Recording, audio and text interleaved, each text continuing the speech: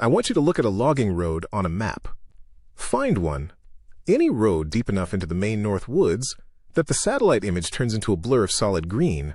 Now follow it and count the turns it takes before it stops showing up on the GPS completely.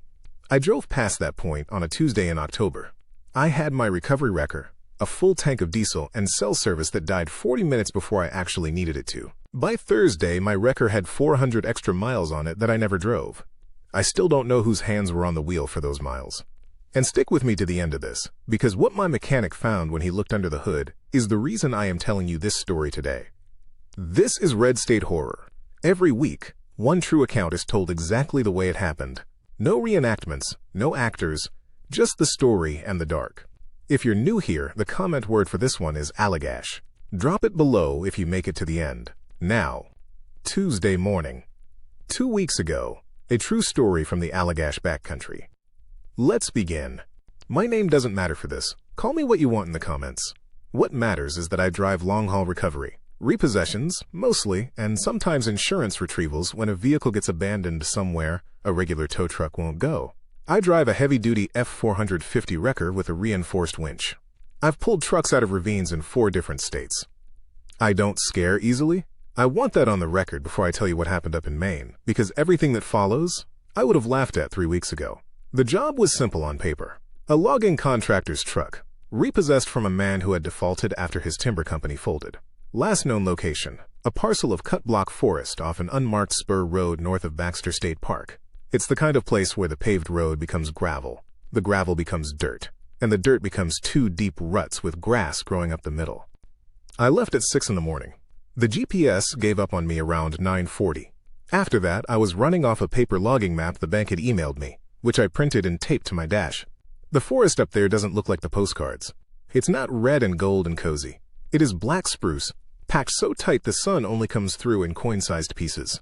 And it goes on for so long that after 2 hours of driving, you stop believing there's an edge to it. It starts to feel like the trees are closing in behind your tailgate. I found the abandoned truck around noon. It was sitting at the very end of a logging spur. The driver's door was hanging wide open, and the keys were still sitting right there in the ignition. It looked exactly like the man had stepped out to take a phone call and just never stepped back in. No phone, though, and no signal up there for a phone to take a call anyway. That detail didn't sit right with me even then. But repo work teaches you not to ask too many questions about the why. You hook the chain, you tow the truck, and you leave. I had my wrecker backed up and the winch chain halfway attached to the abandoned truck's axle when I heard a man's voice say my name. He didn't shout it. It didn't come from a distance. He said it the exact way you would say it if you were standing right next to somebody. Low.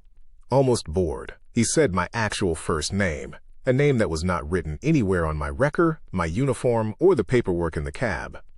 I spun around. There were 40 feet of black spruce in every direction. There was no one. I want to be very clear about something, because it matters for what comes later. I checked. I walked a full, wide circle around that clearing. I checked the cab of the abandoned truck.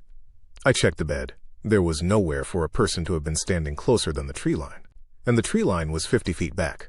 No human being says another person's name at a conversational volume from 50 feet away through dense pine brush and has it sound like they are standing right at your shoulder. I finished hooking up the winch chain a hell of a lot faster than I needed to.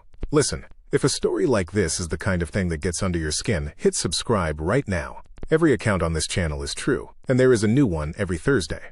And if you have ever heard your own name called out by something in the woods that shouldn't know it, type Allagash in the comments right now before you forget. I want to know how many of you this has happened to. Okay, back to the road.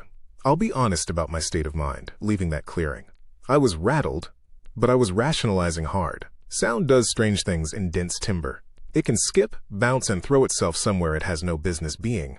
I told myself a hunter or a logger working a different parcel had called out something that just happened to land on my name by chance.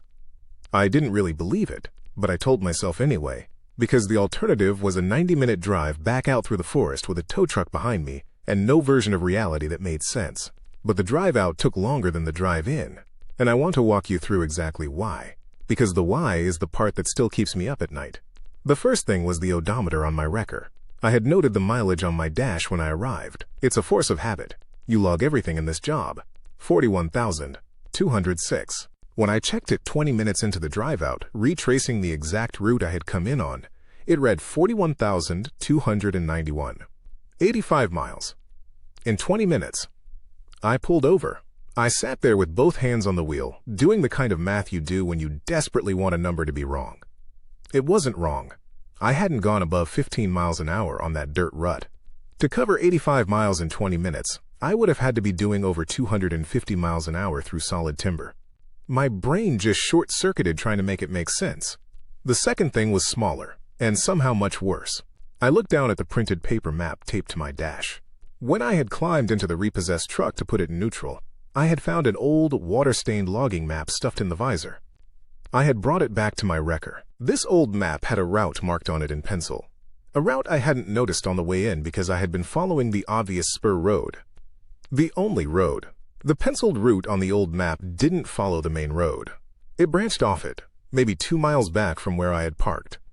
It was a second road, one that, according to the paper, the previous owner had marked and remarked in pencil so many times that the paper had nearly worn completely through. I want you to sit with that for a second. A man defaults on his truck. He walks away from it mid-phone call that he couldn't have been having into the deep woods. And the one thing he leaves behind, worn soft from tracing it over and over in the dark, is a road that does not appear to exist. I didn't go looking for it. I am not the kind of person in these stories who goes looking. I drove the route I knew. But at the exact place the map said the second road should branch off, there was nothing. Just trees. But 40 yards past that point, I saw the dog, a large, black dog, sitting right at the tree line, perfectly still, watching my wrecker pass. Up in Maine, that's not strange on its own. Hunters keep dogs. What stopped the breath in my chest was that I had seen that exact dog, same size, same stillness, sitting in almost the same spot on the way in 90 minutes earlier. Dogs do not wait for an hour and a half in the same spot, staring at a road that wasn't there the first time. I did not stop. Part of me wanted to, the part of me that still wants this to have a normal explanation. But a much larger part of my brain understood that the dog watching the truck rather than approaching it was the warning. I drove the rest of the way out at a speed I am not proud of.